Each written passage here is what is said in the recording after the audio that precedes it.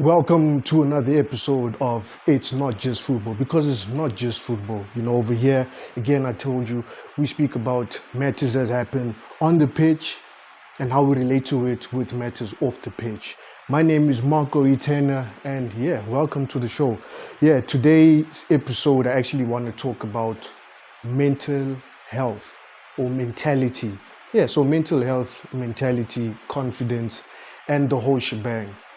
So, oh yes, before we get started, don't forget to please like, comment, subscribe, and share. Yeah, I just want to vent a little bit. I want to vent because of these two teams that I support over the past few months or month or couple of weeks. It's been bad, like been terrible.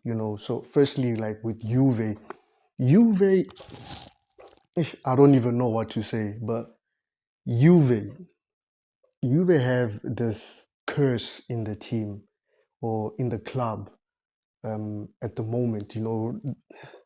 We tend to draw all our games, majority of our games. I think we're sitting at like 12 draws and 7 wins. We haven't lost a game this season, but that doesn't mean anything because we're not even top of the table. So like whatever's happening over there, it's just bad.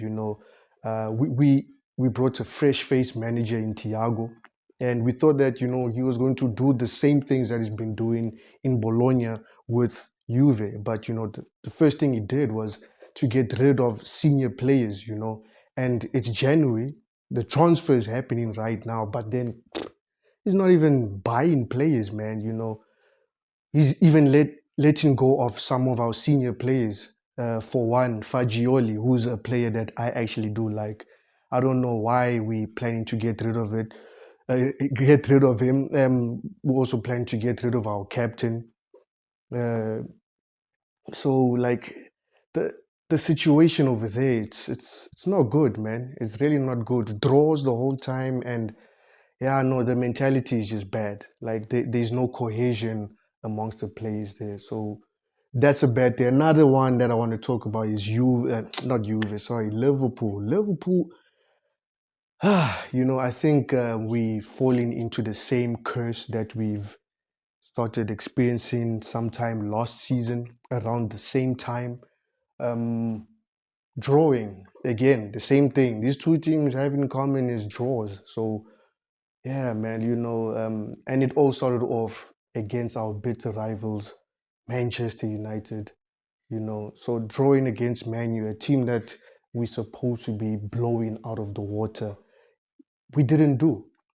Teams like Newcastle, all respect to them, but Newcastle can beat Man U, but we can't. I mean, like that's unheard of. On top of that, we lost in the cup competition against Tottenham, and I saw them playing against Arsenal, and Arsenal just also blew them out of the water. So like there's just something bad happening within the changing room, within the club itself as well. I would say that it's also a thing of the players' mental state because of the three contract um, I don't know, contract negotiations that's supposed to be happening with like three players in our team, Van Dijk, Trent, and I think it's Allison. No, Salah. Sorry, but yeah, it's not good. It's really not good. We need to get rid of this I don't know cloud over these two clubs and just move forward. But anyways, enough venting. Let's get straight to it. So yeah, this episode, like I said, it's about mentality, your mental strength or fortitude, and just confidence in general. Um, this one, it's a very intimate episode for me because I actually want to share a story of my life in football and how it continuously um, had an effect on me after my life in football. So yeah, I think I have mentioned in previous episodes that I did used to play football, and I was actually quite good. I'm not gonna lie, I was actually quite good. So I actually played um, to the level that I wanted to reach, but then I couldn't take it beyond that, just that extra step. And the reason being is because of my mental strength. So yeah, I like at the age of 21, 22, 23, that was when I was like at my peak with like football, where I was like making the right moves, if I were to say so myself. But then, yeah, I went on trial for a team called Tux. It's a university, but they also have the football franchise that participate in league competition, cup competitions and stuff. I tried for them. I didn't make it. And then I moved all the way to the Free State.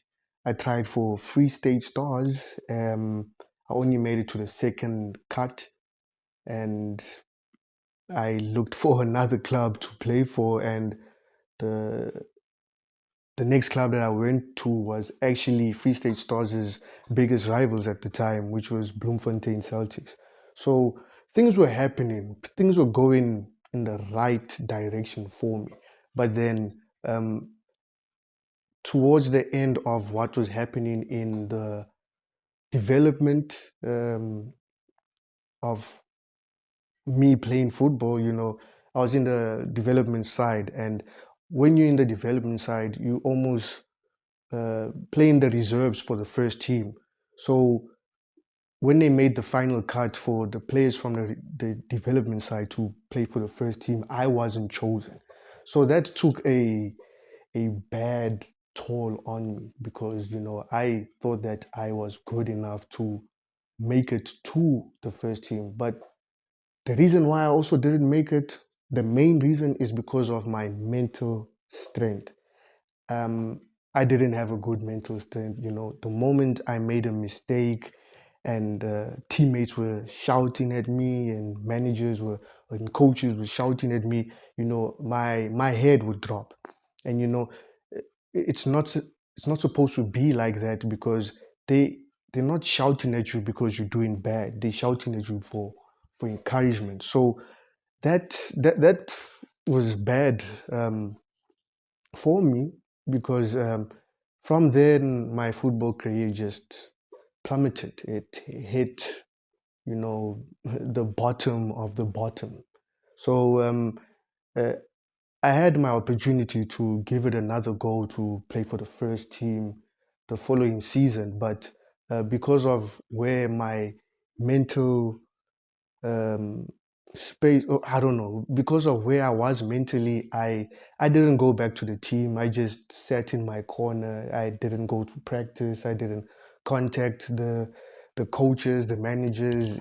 I just crawled up in a ball and just locked myself away. And that was the end of my football career. I've never tried to pursue it after then. And I was 23. So yeah, that's the story of my life. So yes, that's what I wanted to talk about: mentality. If you don't have a strong mentality in life in general, you won't make it in life. So but what I have learned from being part of a team, if you go back to episode one, um, our guest there, he spoke about what football brings, and what it brings is it's a brotherhood. So when you're in a setup of a brotherhood, that's when you support each other uh, mentally, and you build each other's confidence to be where you want to be. So I had that setup uh, around me when I was in football, but then I just did my own.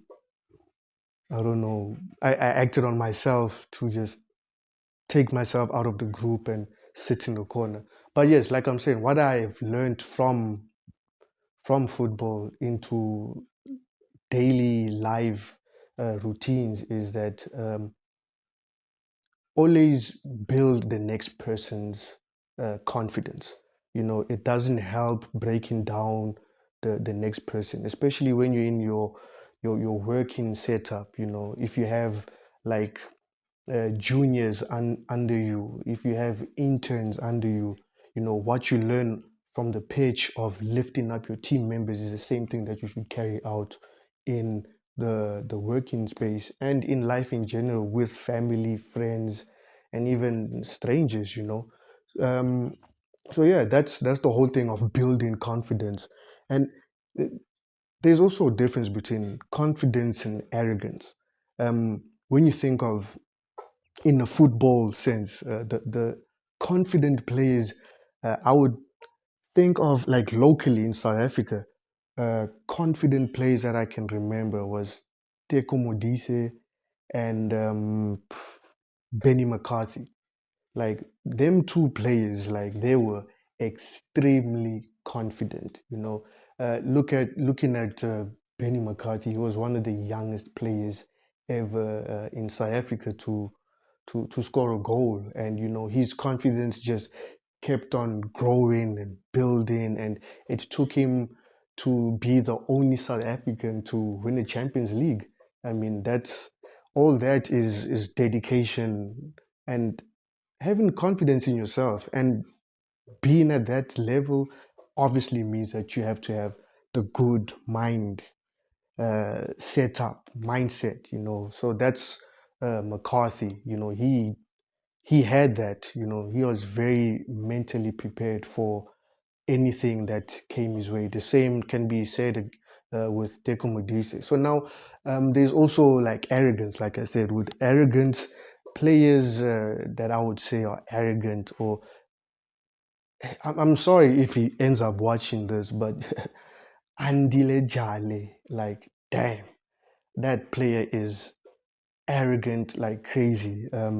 His arrogance only became his downfall of his football career. Yes, he still plays right now, but you know, uh, he's not the same type of player. But with his arrogance, it's not nice to watch. The way he speaks down on players, the way he belittles players that are younger than him, and all this is because he had the opportunity to play in Europe, but it was a failed career when he went to Europe because I think in few couple of seasons he came back to Africa, and he's not even having the best of career. So yeah, I think that thing is a kind of karma, you know, that that played a part. So Zlatan, Thierry Henry, those two are also arrogant, I would say. But for them, it's also a mixture of arrogance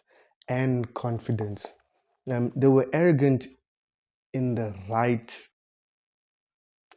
I don't know, they were arrogant at the right time, if I can say, like winning a derby match. After you win a derby match, that's when you start pumping your chest out and stuff like that. So yes, arrogance is not a good thing. And when you think of it with like outside of the pitch and in life, when you're arrogant, it's not going to get you anywhere, because that's how people will overlook you. They would see you as someone who's only just trying to prove a point. And it's the same thing on the pitch. If you're trying to prove a point in the wrong way, then yeah, people are going to be after you on the pitch the same way that they're going to be after you in the field of work and in life in general. Like, if you're very arrogant because you're a young professional, and you at a high position, and you got there quicker than other seniors, those seniors are going to come after you because you're not being humble. So yes, people just need to take that into consideration, because being arrogant is it's not going to take you anywhere, really. So yeah, like I said, the episode of today is with confidence, mental state, and stuff like that. So there are situations, there are instances where external factors can play a part to a player's mindset. Um, Players that I can think of that have had battles off the pitch and that affected them um, on the pitch are players like the Toure brothers. I think they lost a brother of theirs that was also a footballer, and I think it was Yaya Toure who was playing, and they wanted to leave him out of the squad, the match day squad, but he refused because he felt that he was mentally prepared to take on the opponents that they were playing on that day. Obi Mikel also is someone who's gone through a torrid time with matters off the pitch. I think one of his parents also passed away, and I think it was during a World Cup. If it wasn't a World Cup, then I think it was AFCON. But yeah, it was a very important match that Obi Mikel had to play, and I think one of his parents passed away, and he was captain, I believe. And he said, as a captain, he has to show up for his team. So, yeah, another one is with Liverpool, Luis Diaz. I mean, his father was held at gunpoint and kidnapped and stuff like that. And, they were looking for ransom. But then, um, he took days off from playing football. He had to go resolve the situation and the matter. He came back, with a strong mindset. So yeah, you know, all these are just prime examples of you know, don't don't give up on anything or everything because of what happens outside of what you're doing. I mean, like, we all experience tough times, and I'm not saying that you're not allowed to be in your feelings when you experience that, but yeah, go through it. But how you come out of it will determine what type of person you are. And again, I'm singing the same song here. It's about mental fortitude. Your mentality has to be strong. So, yeah, I mean, like, look at instances like Dele Ali. He was all talk of the football world. When he he came into the scene, and then after a couple of seasons, he just started struggling, and all this was because of experiences that he couldn't let go of from his childhood. So, yeah, so things that happen in the past can end up catching up with you, and then that will have a detrimental effect to how you live your life. So I just want to say, like, in your normal livelihood, what you learn from what happens on the pitch, just watch these players play. It's a thing of you doing what you like, but you're doing it because you also have to do it.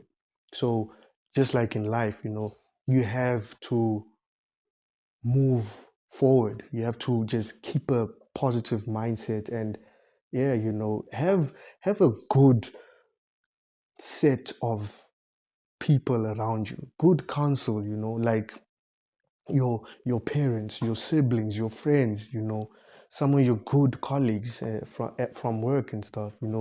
You have those people that can just uh, pick you up from a very dark place, and be that type of person if you can.